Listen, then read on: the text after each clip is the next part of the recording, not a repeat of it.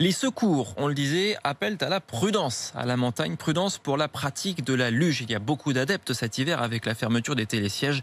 3 accidents graves, rien que le week-end dernier en Isère. Gonel Van Rastin, vous êtes dans la station des 7 Lots, près de Grenoble, pour RMC. En solo, à deux ou même à plusieurs,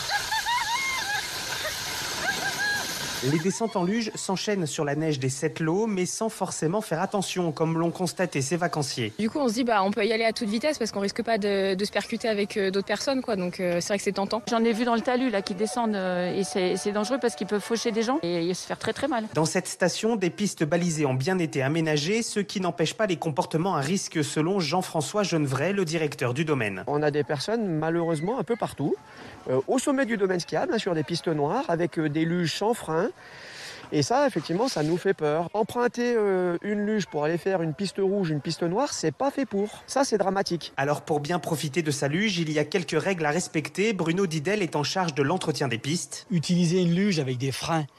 Une autre consigne, c'est le port du casque. Le port du casque pour les enfants, obligatoire. Tester leur luge avant de démarrer. Prendre conscience de la pente et de la neige, de l'état de la neige. Selon l'association des médecins de montagne, plus d'un tiers des accidents de luge entraînent des blessures graves à la tête et au dos.